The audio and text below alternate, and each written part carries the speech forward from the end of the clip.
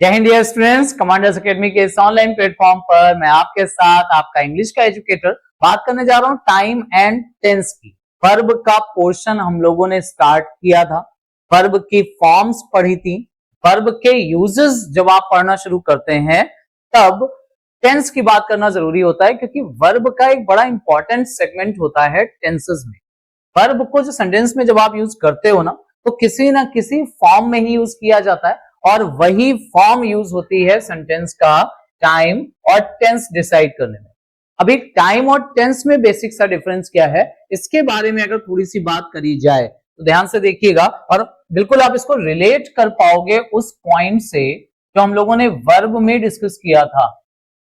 एक सेंटेंस बोला गया कि ही गोइंग टू स्कूल। आपसे पूछा जाए कि इस सेंटेंस में गलती क्या है, तो आप सीधा सा आंसर बोलोगे, ये हम लोगों ने वर्ब में डिस्कस किया है बेटा, ध्यान रखना। आप सिंपली ये कहोगे कि सर यहाँ गोइंग वर्ब एक्शन तो बता रही है, लेकिन यहां से हमें इस सेंटेंस का टेंस नहीं पता चल पा रहा है कि ये जो बात हम कह रहे हैं ये प्रेजेंट में कह रहे हैं, पास्ट की बात हो रही है या फ्यूचर की बात हो रही है। कह तो ऑब्वियसली हम अभी प्रेजेंट में रहे, लेकिन यहां पर बात कब की हो रही है, प्रेजेंट की, पास्ट की या फिर फ्यूचर की। ये काम वर्ब का ही था, वर्ब नहीं डिसाइड कर पा रही है। अच्छा, अब इसको करेक्ट अगर हमें करना पड़े तो हम इसमें एक वर्ड लगाकर इसे करेक्ट कर सकते हैं। यहां पर एक ब्लैंक दे दिया जाए और आपसे पूछा जाए कि बताइए क्या हम यहां पर इज रख सकते हैं, इज गोइंग टू स्कूल। आप बिल्कुल बोलोगे कि हाँ सर हो सकता है। क्या यहां पर इज की जगह आर भी रख सकते हैं? अब इज और आर में अंतर यह है कि सब्जेक्ट के हिसाब से वर्ब आनी चाहिए, फर्स्ट फॉर्म। सब्जेक्ट सिंगुलर है तो यहां पर आर वाला ऑप्शन तो डेफिनेटली नहीं हो सकता। बट आपसे पूछा जाए कि क्या यहां वॉज हो सकता है, अब आप फिर से बोल पाओगे कि हाँ सर वॉज तो हो सकता है। तो यहां पर इज रखेंगे या वॉज रखेंगे। इवन आप वॉज और गोइंग दोनों को हटा दो तो हम यहां पर गोज भी रख सकते हैं, हम यहां वेंट भी रख सकते हैं। पूरा का पूरा पार्ट हटा के मैं बात कर रहा हूं। और हम यहां पर विल गो भी रख सकते हैं। अब अगर मैं आपको ये सारे ऑप्शन ही दे दूं कि बताओ बेटा इनमें से कौन सा ऑप्शन यहां सही होगा, कौन सा ऑप्शन मतलब इज गोइंग वाला पार्ट सही होगा, ये वाला पार्ट, वॉज गोइंग वाला पार्ट सही होगा, गोज वाला पार्ट सही होगा, वेंट होगा या विल गो होगा। तो आप इन वर्ड्स को देख करके, जितने वर्ड्स अभी यहां बोर्ड पे लिखे हैं उन्हें देख करके ये डिसाइड नहीं कर पाओगे कि ये सेंटेंस कौन से टेंस में बन रहा है। यहां सारे ही ऑप्शन सही हो सकते हैं, इवन आप और भी ऑप्शन सही कर सकते हो। आप यहां हैज गॉन कर दो, है ना। पता कैसे चलेगा, उसके लिए कुछ एडिशनल इंफॉर्मेशन आपको और चाहिए होगी। जैसे इसी सेंटेंस में he is going to school जो लिखा है, अगर मैं लास्ट में लिख देता यस्टरडे, यस्टरडे लिख दिया गया होता तो आप इज गोइंग की जगह वेंट वाला आंसर टिक करते। अभी यहां पर लिखा होता डेली तो हम गोज वाला आंसर टिक करते। लास्ट में लिखा होता टुमारो तो हम विल गो वाला आंसर सेलेक्ट कर लेते, है ना। अभी यहां लिखा होता right now, at this time लिखा होता तो हम इज गोइंग वाला आंसर टिक कर लेते और एट दिस टाइम के साथ यस्टरडे लिखा होता तो हम यहां पर वॉज गोइंग वाला आंसर भी कर देते। कोई भी ऑप्शन इनमें से हो सकता था, जस्ट नाउ लिखा गया होता, हैज गॉन वाला आंसर सही हो जाता, है ना। कोई भी ऑप्शन इनमें से आप रख सकते हैं इन वर्ड्स को देखते हुए। यही पॉइंट सबसे इंपॉर्टेंट है।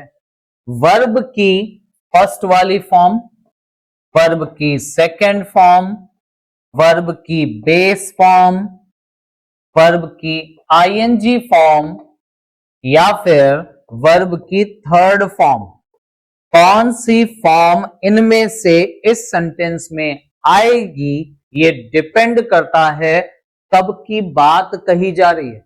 तो ये वर्ड्स जो आपको बता रहे हैं कि हम बात कब की कर रहे हैं, these words are actually called time.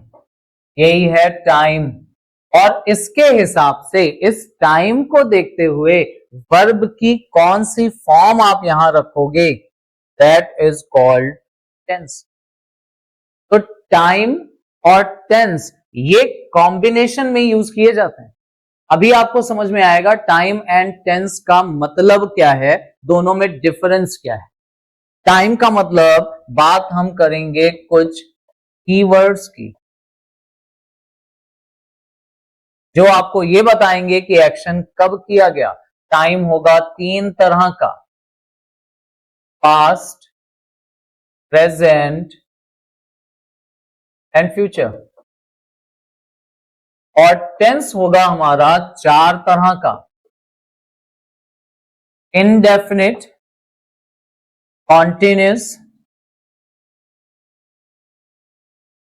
Perfect और परफेक्ट कॉन्टिन्यूस। ये 4 तरह के हमारे टेंस होंगे। कई जगह आपको ये इनडेफिनिट टेंस इस फॉर्म में लिखा हुआ मिलेगा, सिंपल प्रेजेंट या सिंपल पास्ट, सिंपल फ्यूचर या present simple, present past, future simple, ऐसे करके लिखा हुआ मिलेगा आपको। ठीक है ना। सिंपल को ही इंडेफिनिट भी बोला जाता है, इंडेफिनिट को ही सिंपल भी कह सकते हैं। तो हमें जो चीजें सीखनी है, कोई भी सेंटेंस किस टेंस में बनेगा वो कुछ कीवर्ड्स के थ्रू डिसाइड होता है, कब की बात कही जा रही है। और इसके लिए हमें ये पहचानना पड़ेगा कि कौन सा सेंटेंस कब कौन से टेंस में बनता है। देखो difference between time and tense, time 3 तरह का, प्रेजेंट, पास्ट, फ्यूचर। ये कुछ और नहीं है, ये कुछ कीवर्ड्स हैं जो हमारी हेल्प करेंगे सही टेंस को पहचानने में। ठीक। और उन कीवर्ड्स के हिसाब से वर्ब की कौन सी फॉर्म हम वहां पर रखेंगे। फॉर्म का मतलब फर्स्ट फॉर्म आएगी, सेकंड फॉर्म आएगी, हेल्पिंग वर्ब के साथ थर्ड फॉर्म आएगी, हेल्पिंग वर्ब के साथ आईएनजी या बेस फॉर्म आएगी। कौन सी फॉर्म कहां पर रखेंगे वो डिपेंड करेगा डिफाइन करने में टेंस। तो हमें ये पहचानना पड़ेगा कि कब कौन सा सेंटेंस कौन से टेंस में बनता है या कहां पर वर्ब की कौन सी फॉर्म आती है। ये कॉम्बिनेशन हमें सीखना पड़ेगा। ठीक है ना। अब बेसिक एक स्ट्रक्चर के थ्रू इसको समझते हैं या बेसिक एग्जांपल ले लेते हैं। आइडेंटिफिकेशन की हमें बात करनी है और आइडेंटिफिकेशन का मतलब एक्चुअली होता है पहचान, टेंसेस की पहचान करना। जब पहचान लेंगे सेंटेंस कौन से टेंस में बनना है तो ऑब्वियसली उसको कन्वर्ट करना, ट्रांसलेट करना भी हमें आ जाएगा, है ना। पहचान सीखना बड़ा इंपॉर्टेंट होता है, ये पॉइंट ध्यान रखिएगा। ठीक है। कैसे होती है टेंसेस की पहचान वो देख लीजिए। आपके सामने एक सेंटेंस आपको लिखा हुआ यहां पर दिख रहा होगा। क्या लिखा हुआ है कि ही टीचर्स मैथमेटिक्स नाउअडेज। आपसे पूछा जाए कि बताइए ये सेंटेंस सही है या गलत है, क्या इस सेंटेंस में कोई करेक्शन है, क्या मीनिंग निकल रहा है इस सेंटेंस का, ये भी आप बता सकते हो। फटाफट ट्राई करिए, बताइए क्या करेक्शन होना चाहिए, कुछ करेक्शन है या नहीं, मीनिंग क्या निकालेंगे और कैसे निकालेंगे, और ये है कौन से टेंस में, ये भी आप अगर डिफाइन कर पाए, बता पाए तो फटाफट बता दीजिए। अब अगर आप देखो इस सेंटेंस को पहचानो, टीच वर्ब में SAIS लगा हुआ है, यानी ये है हमारी वर्ब की फर्स्ट फॉर्म, और वर्ब की फर्स्ट फॉर्म प्रेजेंट की पहचान है। क्या इस सेंटेंस में कोई हेल्पिंग वर्ब आई है, नहीं आई है, और अगर हेल्पिंग वर्ब नहीं है तो मतलब आईएनजी फॉर्म नहीं है ना, थर्ड फॉर्म नहीं है, बेस फॉर्म नहीं है ना। तो ये सेंटेंस हमारा प्रेजेंट इंडेफिनिट बोल सकते हैं या इसे हम सिंपल प्रेजेंट टेंस बोल सकते हैं। अब आपसे पूछा जाए कि बताइए ये जो सिंपल प्रेजेंट टेंस हमारे सामने आया है ये सही है या गलत है। स्ट्रक्चर जो दिया हुआ है वो तो ठीक ही लग रहा है ना, लग रहा है सही, ये सेंटेंस बना हुआ है इंडेफिनिट टेंस में, लेकिन यहां पर आप देखो क्या लिखा हुआ है, नाउअडेज। और अगर इसे सिंपल प्रेजेंट ही बनाना है तो जानते हैं यहां से नाउअडेज हटाना पड़ेगा, तब ये सही होगा। या फिर नाउअडेज अगर लगा है तो यहां टीचर्स की जगह पर हमें इज टीचिंग रखना पड़ेगा। He is teaching mathematics nowadays. He is teaching mathematics nowadays होगा। क्यों फर्क पड़ा is और teaching, is और teaching क्यों फर्क पड़ रहा है, कॉन्टिन्यूस में क्यों बन रहा है, nowadays से क्या हो गया ऐसा कि हमें टेंस को कन्वर्ट करना पड़ा, यही सब चीजें आपको समझनी है आइडेंटिफिकेशन ऑफ टेंसेस में, यानी टेंसेस की पहचान। कितना क्लियर हो रहा है, टेंसेस को पहचानना बड़ा इंपॉर्टेंट है। अब देखो टेंसेस को पहचानना इंपॉर्टेंट क्यों है, क्योंकि ये क्वेश्चन आपसे जो बनता है ये टेंस का भी क्वेश्चन बन सकता है, ये वर्ब का क्वेश्चन भी बन सकता है, वर्ब की फॉर्म से रिलेटेड भी क्वेश्चंस पूछे जा सकते हैं, तो दोनों तरह की चीजें यहां पर आपको समझनी। अच्छा, शुरू अगर हम करें इंपॉर्टेंट पेयर से, जो क्वेश्चंस जनरली आपसे पूछता है एग्जामिनर, प्रेजेंट इंडेफिनिट या इसी को तो हम सिंपल प्रेजेंट कह रहे हैं ना, सिंपल प्रेजेंट। इसमें जब सेंटेंस बनना होता है सिंपल प्रेजेंट में तो जनरली एग्जामिनर आपको देता है टेंस प्रेजेंट का कॉन्टिन्यूस, या जब कॉन्टिन्यूस में बनना होता है तो वो सिंपल प्रेजेंट में दे देता है। सिमिलरली प्रेजेंट कॉन्टिन्यूस का एक क्वेश्चन प्रेजेंट परफेक्ट कॉन्टिन्यूस के साथ बनता है कि कब सेंटेंस परफेक्ट कॉन्टिन्यूस में बनना चाहिए और कब वो सिंपल कॉन्टिन्यूस में बनना चाहिए।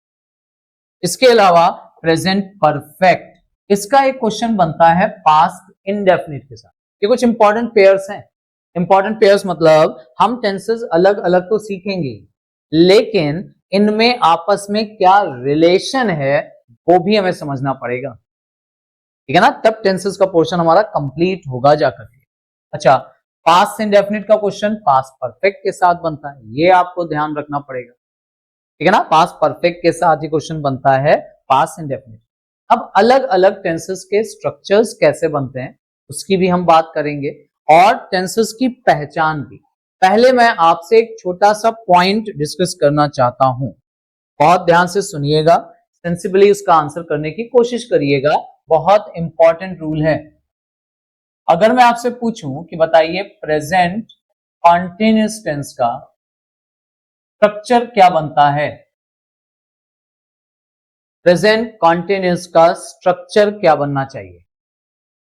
स्ट्रक्चर यानी जैसे हम सेंटेंसेस बनाते हैं उस स्ट्रक्चर की बात कर रहे हैं। जैसे मैं आपको हिंट देता हूं, पहले सब्जेक्ट आता है, फिर प्रेजेंट कॉन्टिन्यूअस में इज, एम, आर आता है, फिर हमारी वर्ब आती है इन, आईएनजी फॉर्म, और लास्ट में आ जाता है ऑब्जेक्ट। ये हमारा प्रेजेंट कॉन्टिन्यूअस का स्ट्रक्चर चलता है ना।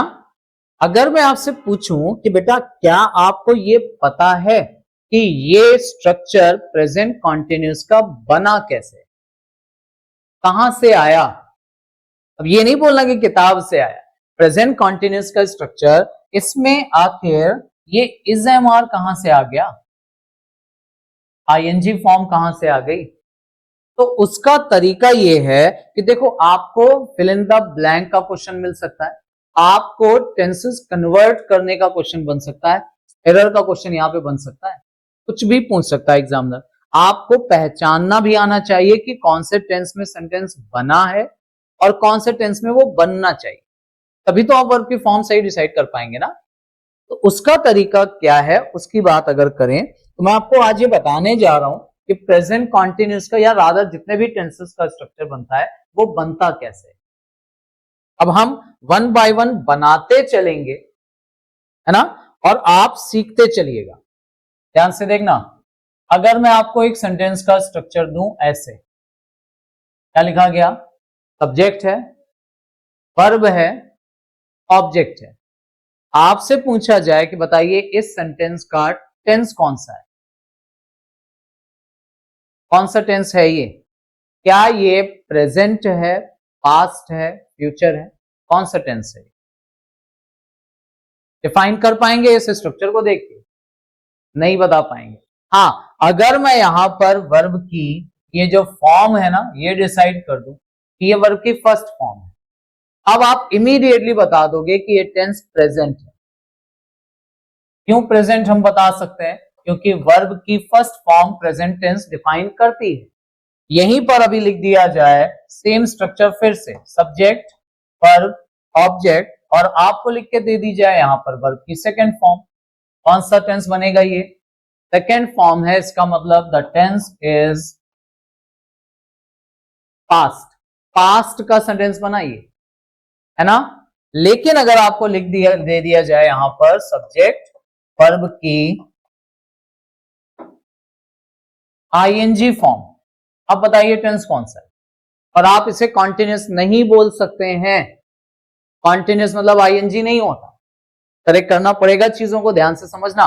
क्या वर्ब की आईएनजी फॉर्म टेंस बताती है? टेंस का मतलब अभी ये बता दो, क्या इस सेंटेंस को देख के इस बार आप प्रेजेंट या पास्ट बता सकते हैं? क्या बताइए, ये प्रेजेंट है कि पास्ट है या फ्यूचर है रादर? चलो ये भी बता दो। नहीं बता सकते। क्यों? क्योंकि आईएनजी फॉर्म कभी भी टेंस नहीं बता सकती। और अब ये सेंटेंस अगर हमें करेक्ट करना पड़े तो हमें स्ट्रक्चर ये लिखना पड़ेगा, हेल्पिंग वर्ब लगाएंगे तब आईएनजी फॉर्म आएगी। ये क्यों हमने शुरू किया था हेल्पिंग वर्ब की इंपॉर्टेंस? क्योंकि इसकी जरूरत हमें टेंसेस में पढ़नी ही पड़नी है। स्ट्रक्चर अभी बनेगा सब्जेक्ट, हेल्पिंग वर्ब, वर्ब की आईएनजी फॉर्म और ऑब्जेक्ट। और जब भी हेल्पिंग वर्ब वर्ब के साथ आती है ना, तब टेंस बताना इसकी जिम्मेदारी होती है, हेल्पिंग वर्ब की जिम्मेदारी। ठीक है। अच्छा, क्या वर्ब की फर्स्ट फॉर्म प्रेजेंट टेंस बताती है? सिंपल आंसर यस, बताती है। क्या वर्ब की सेकेंड फॉर्म पास्ट टेंस बताती है? यस। अगर हमें इस सेंटेंस में प्रेजेंट और पास्ट डिसाइड करना हो तो हम इनकी हेल्प ले सकते हैं, प्रेजेंट और पास्ट की। मतलब समझ रहे हैं ना, फर्स्ट फॉर्म और सेकेंड फॉर्म से हम हेल्प ले सकते हैं। और अब हेल्पिंग वर्ब का काम है यहां टेंस बताना। तो अगर हेल्पिंग वर्ब की हम फर्स्ट फॉर्म रखेंगे तो ये टेंस प्रेजेंट का बनेगा। और अगर हेल्पिंग वर्ब की कौन सी फॉर्म रखेंगे? सेकेंड फॉर्म, तो ये टेंस पास्ट का बनेगा। हेल्पिंग वर्ब की फॉर्म डिसाइड करेगी अब सेंटेंस प्रेजेंट होगा या पास्ट होगा। इतना क्लियर हो रहा है? और जानते हैं आईएनजी फॉर्म के साथ हेल्पिंग वर्ब कौन सी आ सकती है? बस यही अब पॉइंट इंपॉर्टेंट है। अब अगर यहां से हम कंक्लूजन निकालें तो हमें यह समझ में आ रहा है कि जब सेंटेंस प्रेजेंट टेंस का बनता है, प्रेजेंट का कोई भी सेंटेंस हम बनाए, हमें उसमें रखनी पड़ेगी वर्ब की फर्स्ट फॉर्म, चाहे वो हेल्पिंग वर्ब की फर्स्ट फॉर्म हो या वर्ब ही फर्स्ट फॉर्म में आ जाए। एम वी का मतलब है मेन वर्ब, एच वी का मतलब है हेल्पिंग वर्ब। क्लियर? अगर हमें सेंटेंस प्रेजेंट टेंस में बनाना है तो हमें जरूरत पड़ेगी वर्ब की फर्स्ट फॉर्म की। सिमिलरली सेकेंड रूल क्या आएगा कि अगर हमें सेंटेंस पास्ट टेंस में बनाना है तो हमें जरूरत पड़ेगी वर्ब की सेकेंड फॉर्म, चाहे वो हेल्पिंग वर्ब हो या मेन वर्ब की फॉर्म आए। फॉर्म सेकेंड होनी चाहिए तब पास्ट बनेगा। सिमिलरली अब फ्यूचर टेंस की बात कर लेते हैं, यही प्रेजेंट, पास्ट, फ्यूचर। अच्छा, फ्यूचर टेंस के लिए कोई फॉर्म नहीं होती कि फ्यूचर बनाना है तो आप फर्स्ट फॉर्म रख लो, सेकेंड रख लो। फ्यूचर के लिए हमें जरूरत पड़ती है हेल्पिंग वर्ब की, और वो हेल्पिंग वर्ब आती है विल या शैल। और विल शैल चूंकि मोडल ऑक्सिलरी हैं, तो इनके बाद जब कोई वर्ब आएगी ना, ये अकेले नहीं आती विल शैल, के बाद वर्ब आएगी और वो वर्ब आती है बेस फॉर्म। बेस क्यों? क्योंकि विल शैल मॉडल है। ठीक है ना। फिर हम बात कर लें अगर कौन से टेंस की, कॉन्टिन्यूअस टेंस। कॉन्टिन्यूअस टेंस में क्या होता है? ध्यान से सुनना, कॉन्टिन्यूस टेंस में आती है वर्ब की आईएनजी फॉर्म। अब वर्ब की आईएनजी फॉर्म टेंस बता नहीं सकती, तो हमें चाहिए होती है एक हेल्पिंग वर्ब। और जानते हैं कॉन्टिन्यूस टेंस में अगर हेल्पिंग वर्ब की जरूरत पड़ी तो हम जो वर्ड यूज करेंगे वो है बी। आईएनजी फॉर्म के साथ हेल्पिंग वर्ब केवल बी आ सकती है। बी का मतलब बी के फॉर्म्स, ये ध्यान रखना बेटा। अभी बता दो, अगर सेंटेंस कॉन्टिन्यूस की बजाय परफेक्ट हो, परफेक्ट टेंस के लिए किसको यूज करना चाहिए? परफेक्ट टेंस में आपने पढ़ा होगा कि वर्ब की थर्ड फॉर्म आती है, और थर्ड फॉर्म अकेले टेंस बता नहीं सकती, थर्ड फॉर्म के साथ भी हमें हेल्पिंग वर्ब चाहिए होती है। और जानते हैं थर्ड फॉर्म के साथ अगर हेल्पिंग वर्ब आती है तो वो केवल और केवल हैव के साथ आ सकती है।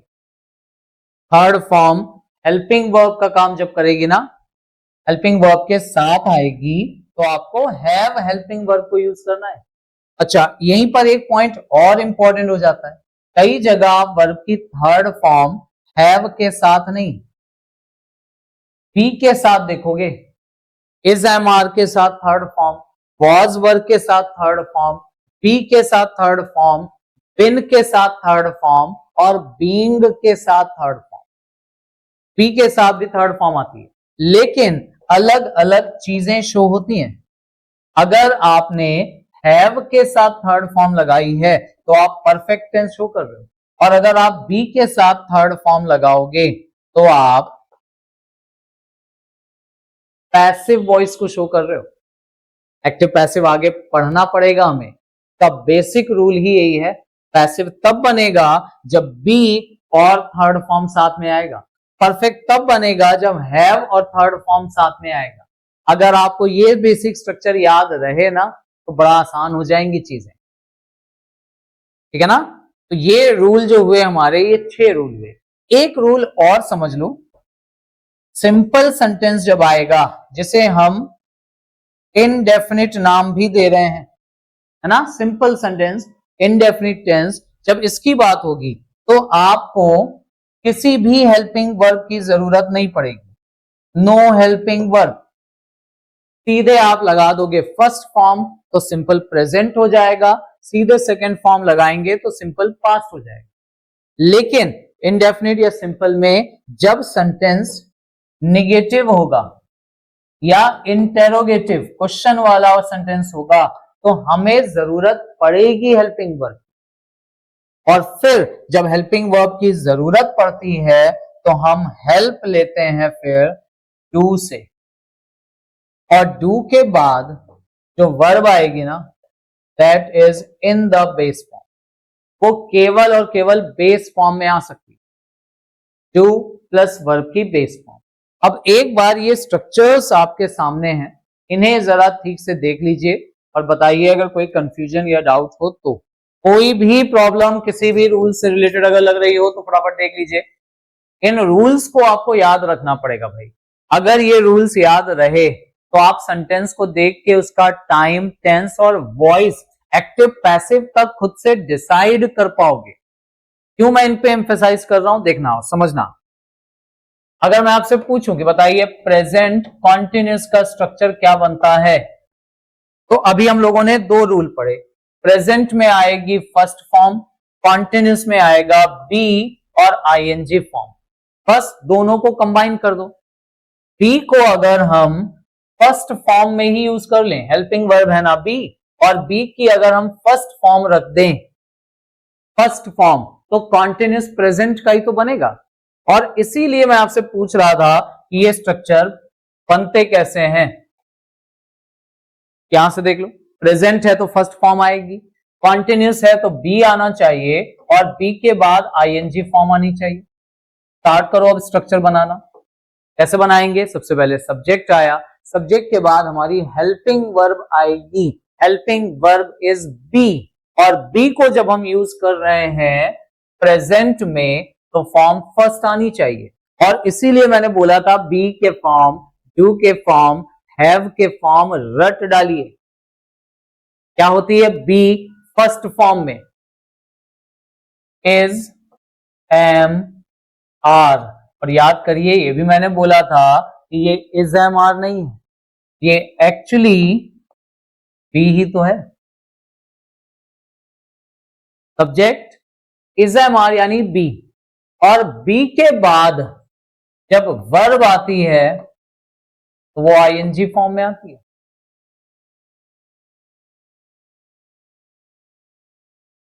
है ना? बी के बाद जब वर्ब आती है तो वो आईएनजी फॉर्म में आती है। आईएनजी फॉर्म किसके साथ आ सकती है अगर पूछा जाए? भैया आईएनजी फॉर्म फिर तक ना, सारे रूल कनेक्ट करिए, कनेक्ट द डॉट्स। जो चीजें पढ़ते जा रहे हैं इनको कनेक्ट करने की कोशिश करिए। आईएनजी फॉर्म कभी अकेले आती नहीं है, इसको यूज करना है तो हेल्पिंग वर्ब चाहिए। हेल्पिंग वर्ब इसके साथ से बी आ सकती है। बी अब बताएगी टेंस कौन सा है, और अगर बी को प्रेजेंट में यूज करेंगे तो फर्स्ट फॉर्म ही तो लगाएंगे, और बी की फर्स्ट फॉर्म यानी इज एम आर। अच्छा बताइए क्या फर्क पड़ता अगर ये सेंटेंस प्रेजेंट कॉन्टिन्यूस से पास्ट कॉन्टिन्यूस हो जाए? अभी ये सेंटेंस प्रेजेंट कॉन्टिन्यूस है, इसे अगर मैं चेंज करूं पास्ट कॉन्टिन्यूस में तो आप क्या करोगे? आप बताओ। सब्जेक्ट एज इट इज रखोगे, जहां पे इज एम आर यानी फर्स्ट फॉर्म आई है वहां पास्ट के लिए सेकेंड फॉर्म ही तो लगाओगे। लेकिन सेकेंड फॉर्म किसकी आएगी बेटा? वो आएगी कॉन्टिन्यूस की सेकेंड फॉर्म ना, और कॉन्टिन्यूस का मतलब है बी की सेकेंड फॉर्म। तभी तो जब आप प्रेजेंट कॉन्टिन्यूस को पास्ट कॉन्टिन्यूस में लाते हो तो देखो चेंज कहां होता है, बस इज एम आर की जगह वॉज वर हो जाता है।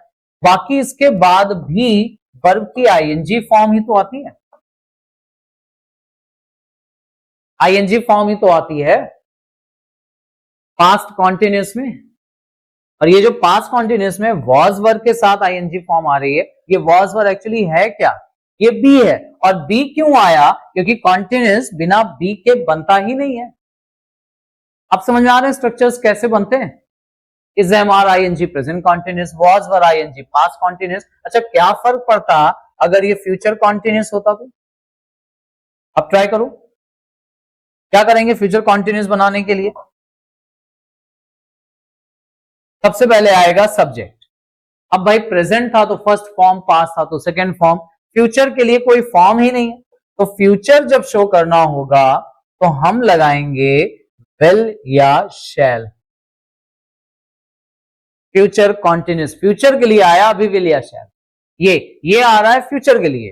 कॉन्टिन्यूस का रूल क्या है भाई? कॉन्टिन्यूस तो वही पुराना रूल है ना, बी और आईएनजी लगेगा ही लगेगा, बिना बी और आईएनजी के बनना ही नहीं है।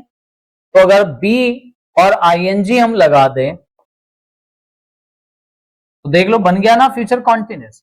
बस ये ध्यान रखना कि ये बी विल शैल के बाद आ रहा है, तो ये वाला वर्ब बी का जो फॉर्म है ना वो बेस फॉर्म रहेगा, क्योंकि विल शैल के बाद कोई भी वर्ब है, कोई भी चाहे हेल्पिंग वर्ब है या मेन वर्ब है, वो रहेगी हमेशा बेस फॉर्म। और इसीलिए फ्यूचर कॉन्टिन्यूस में विल बी शैल बी पढ़ते हैं आप, विल बी शैल बी और वर्ब के आईएनजी फॉर्म, ऐसे बनते हैं हमारे स्ट्रक्चर्स। ये है फ्यूचर कॉन्टिन्यूस। अभी परफेक्ट का रूल क्या है वो देख लो। परफेक्ट टेंस का रूल है कि हैव आना चाहिए और फिर वर्ब की थर्ड फॉर्म आनी चाहिए, हैव प्लस थर्ड फॉर्म, ये परफेक्ट का रूल है। तो अगर मान लो हमें नहीं पता हो और बनाना पड़े, कौन सा रूल? परफेक्ट का। परफेक्ट का रूल क्या है? हैव आना ही आना चाहिए, और हैव के बाद वर्ब की थर्ड फॉर्म भी कंपलसरी है। दोनों में से कोई एक चीज भी अगर मिसिंग हो गई तो आपका आंसर गलत हो जाएगा। हैव के साथ थर्ड फॉर्म दोनों चीजें होनी चाहिए। अच्छा अगर मान लीजिए सेंटेंस हमें बनाना हो प्रेजेंट का परफेक्ट, तो प्रेजेंट में वर्ब की फर्स्ट फॉर्म चाहिए। कैसे बन जाता है यही सेंटेंस? सब्जेक्ट आएगा और जब भी हेल्पिंग वर्ब मेन वर्ब दोनों आएगी तो बेटा टेंस हेल्पिंग वर्ब भी बताएगी, और हेल्पिंग वर्ब अगर प्रेजेंट में आ रही है तो फर्स्ट फॉर्म लगेगी, यानी हैव की फर्स्ट फॉर्म जो कि होती है हैज और हैव के बाद वाली वर्ब तो थर्ड फॉर्म में है ही। ये देखो कॉन्सिडेंस का स्ट्रक्चर बन गया प्रेजेंट परफेक्ट टेंस का। क्या फर्क पड़ता अगर ये प्रेजेंट नहीं होता पास्ट परफेक्ट होता? और पास्ट परफेक्ट का मतलब सब्जेक्ट जहां पर फर्स्ट फॉर्म आई है हेल्पिंग वर्ब की, वहीं पर सेकेंड फॉर्म लगा दीजिए पास्ट में।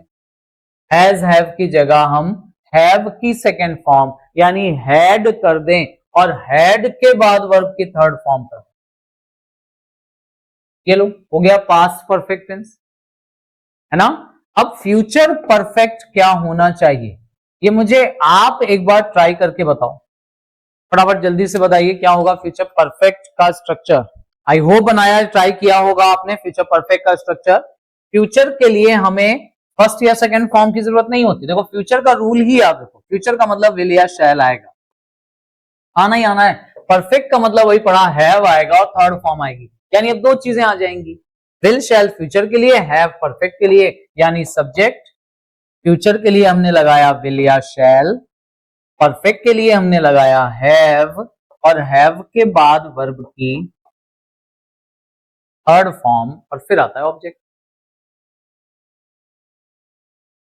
यही तो स्ट्रक्चर है फ्यूचर परफेक्ट का, subject will shall have verb की थर्ड फॉर्म और ऑब्जेक्ट, फ्यूचर परफेक्ट है ना। अब कैसे पता चला हमें स्ट्रक्चर, आप दोनों चीजों को बस कंबाइनली करके देख लो, आपको सिर्फ बेसिक से रूल ये वाले याद होने चाहिए।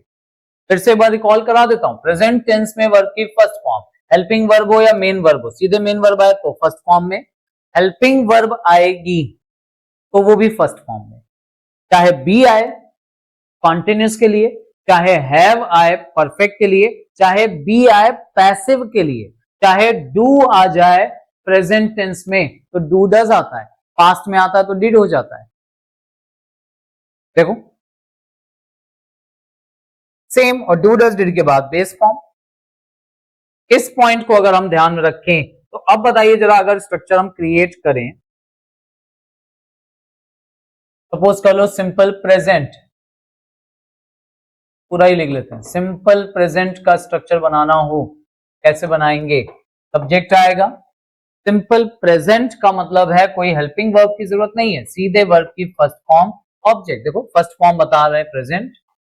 अच्छा एक चीज और बताना, सेंटेंस को देख के उसका टाइम और टेंस अपने आप कैसे डिसाइड आप कर सकते हो वो भी देख लेना, ठीक है ना। सिंपल प्रेजेंट हो गया वर्ब की फर्स्ट फॉर्म। अच्छा जब निगेटिव होगा तो हम ऐसा नहीं लिख सकते कि ही नॉट कर दिया गया सीधे वर्ब की फर्स्ट फॉर्म लगा दें और ऑब्जेक्ट, ये गलत है।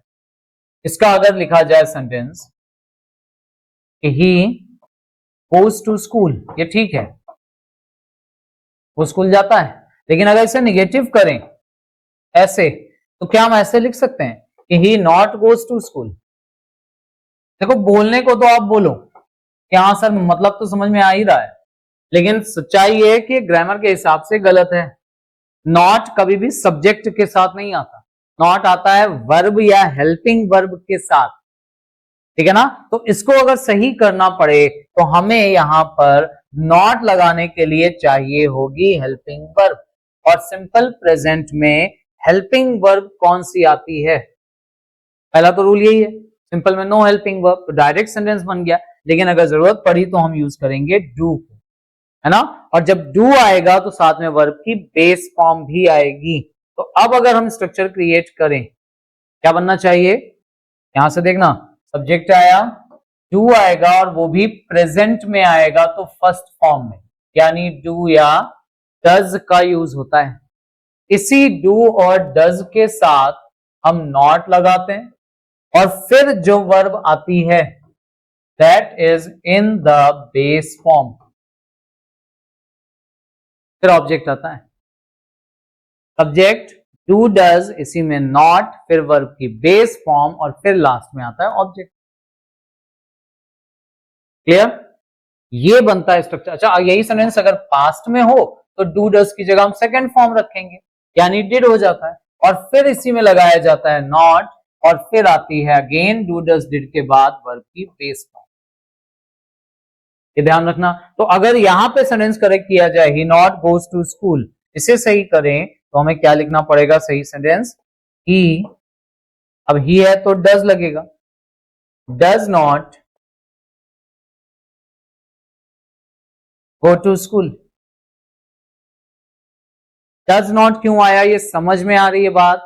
नॉट लगाने के लिए हेल्पिंग वर्ब चाहिए थी, और सिंपल टेंस में हेल्पिंग वर्ब डू का यूज होता है। ये देखो, और डू जब आएगा प्रेजेंट में तो डू की फर्स्ट फॉर्म, पास्ट में तो सेकंड फॉर्म। फ्यूचर में डू की जरूरत क्यों नहीं पड़ती, ये भी बता दीजिए। फ्यूचर में डू इसलिए नहीं आता क्योंकि डू की जरूरत हमें नॉट लगाने के लिए चाहिए थी, बट फ्यूचर में ऑलरेडी नॉट लगाने के लिए ये है ना, विल शैल, इसी में नॉट लगा देंगे। तो जब यहीं पर नॉट लग जाएगा तो आपको डू की जरूरत नहीं पड़ेगी, है ना। ये स्ट्रक्चर्स क्रिएट कैसे हुए हैं वो समझ लीजिएगा, बड़ा इंपॉर्टेंट पॉइंट है ये सभी के सभी। स्ट्रक्चर्स क्रिएट कैसे होते हैं, बनते कैसे हैं, समझने कैसे हैं। अब इसको अगर हम रिवर्स करें तो ये ज्यादा बेहतर समझ में आएगा आपको, देखना। और इंक्लूडिंग दिस पार्ट, थोड़ा सा पैसिव की भी बात वहीं पर हो जाएगी, बताइएगा। सेंटेंस लिखा गया, he was scolded, है ना। एक सिंपल सेंटेंस हमने लिया। इस सेंटेंस में हम तीन चीजें डिफाइन करना सीखने जा रहे हैं। तीन चीजें, पहली चीज टाइम, दूसरी चीज टेंस, और तीसरी चीज voice. Including the specific term, time का मतलब हम ये डिसाइड करेंगे कि सेंटेंस प्रेजेंट का है, पास्ट का है या फ्यूचर का है। पहली चीज ये डिसाइड करनी है। दूसरी चीज उसका टेंस डिसाइड करना है, और टेंस का मतलब सेंटेंस इनडेफिनिट है, कॉन्टिन्यूस है, परफेक्ट है, या फिर परफेक्ट कॉन्टिन्यूस है। ठीक है ना। ये चार चीजें डिसाइड करेंगे टेंसेस के पार्ट पर। और वॉइस में हम दो चीजें डिसाइड करेंगे कि सेंटेंस एक्टिव है या फिर पैसिव है। दो ही चीजें हैं, या तो सेंटेंस एक्टिव होता है या फिर वो पैसिव होता है। कैसे पहचानना है वो भी देख लीजिए, देखना और समझना ध्यान से। इसी सेंटेंस से शुरू करते हैं। सबसे पहले अगर मैं आपसे पूछूं कि बताइए ये सेंटेंस प्रेजेंट है, पास्ट है या फ्यूचर है, तो आप पहचानोगे वॉज को देख के, जो कि सेकंड फॉर्म है, और सेकंड फॉर्म पहचान होती है पास्ट टेंस की, है ना। तो ये सेंटेंस जो हमारा बना है ये पास्ट का सेंटेंस है। अब ध्यान से सुनना, बहुत ध्यान से, जो मैं पूछ रहा हूं, क्या इस सेंटेंस में पी है, पी है कि नहीं है। तो ये जो वॉज यहां लिखा गया है ना, ये एक्चुअल में बी की ही तो फॉर्म है, तो यहां बी है ना। ये वॉज यानी बी है। अच्छा, क्या इस बी के बाद आईएनजी फॉर्म है, क्या इस बी के बाद आईएनजी फॉर्म है, नहीं है। और अगर बी के बाद आईएनजी फॉर्म होती तो ये कॉन्टिन्यूस बनता। कॉन्टिन्यूस में आईएनजी फॉर्म यहां नहीं है, तो इसका मतलब ये है कि ये सेंटेंस कॉन्टिन्यूस में तो नहीं है। क्या इस सेंटेंस में हैव और थर्ड फॉर्म है, होगा तो ये परफेक्ट बनेगा। ढूंढिए, क्या इस सेंटेंस में हैव और थर्ड फॉर्म है। देखो, हैव ही नहीं है तो ये परफेक्ट भी नहीं है। जब हैव नहीं तो परफेक्ट भी नहीं। क्लियर। और अगर सेंटेंस में कॉन्टिन्यूस ना हो और ये परफेक्ट टेंस भी ना हो, तो वो टेंस कभी भी परफेक्ट कॉन्टिन्यूस तो हो ही नहीं सकता। कॉन्टिन्यूस नहीं, परफेक्ट नहीं, तो परफेक्ट कॉन्टिन्यूस भी नहीं।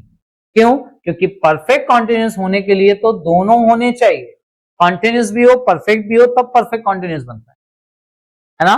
तो अगर कॉन्टिन्यूस नहीं है, परफेक्ट नहीं है, परफेक्ट कॉन्टिन्यूस नहीं हो सकता, तो जो बचता है टेंस वो इनडेफिनिट या सिंपल टेंस बचता है। तो ये सेंटेंस जो हमारे सामने लिखा है ना, सिंपल पास्ट या पास्ट इंडेफिनिट है। देखना कैसे पहचाना।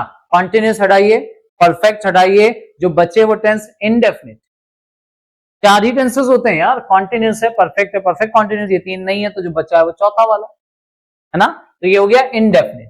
अभी वॉइस डिसाइड करिए फिर से, क्या इस सेंटेंस में बी है और क्या उसके बाद थर्ड फॉर्म भी है? बी तो है ना, ये देखो वॉज, ये बी की फॉर्म है, और बी के साथ जब थर्ड फॉर्म आती है, अच्छा कुछ हो सकता है बोलें कि सर ये तो सेकंड फॉर्म लग रही है, तो सेकंड फॉर्म के साथ हेल्पिंग वर्ब नहीं आती, ये भी ध्यान रखिएगा। तो यहां पर ये स्कोल्डेड थर्ड फॉर्म है, और जब बी और थर्ड फॉर्म बनता है ना साथ में, तो सेंटेंस पैसिव का बनता है। यानी आपके सामने ये जो सेंटेंस लिखा है ना, ये पास्ट इनडेफिनिट या सिंपल पास्ट का पैसिव वॉइस लिखा हुआ है, पैसिव वॉइस ये लिखा हुआ है आपके साथ, ठीक है ना। ये छोटे छोटे पॉइंट्स अगर आप समझ जाते हैं, पहचानना अगर आपको आ गया, तो ट्रांसलेशन तो अपने आप आसान हो जाता है। बस आपको कुछ चीजें इंसर्ट करनी रहती हैं, बस वो ध्यान दे दीजिएगा, हो जाएगा बड़ा आसानी से। तो अभी के लिए अगर मैं आपको बोलूं कि आपको करना क्या है, तो पहला सजेशन तो बेटा यही है कि आप इन रूल्स को याद कर डालो। ये रूल्स बड़े इंपॉर्टेंट हैं, इनको अगर याद कर डालेंगे तो आसान हो जाएंगी चीजें। क्लियर? इसको आप अगर तैयार कर लेते हो ना, बहुत आसान हो जाएगा आपके लिए टेंसेस का पोर्शन। तो अभी आप इन रूल्स को एक बार रिवाइज कर लीजिए। इसी पार्ट को, टाइम एंड टेंस वाले पार्ट को हम कंटिन्यू कर लेंगे अपने नेक्स्ट वीडियो। बस प्रैक्टिस करते चलिए। ऑल द वेरी बेस्ट, हो जाएगा आपके एग्जाम्स के लिए तैयारियां अच्छे से। मिलेंगे नेक्स्ट वीडियो में, ध्यान रखिएगा अपना। थैंक यू वेरी मच जुड़ने के लिए, बाय बाय।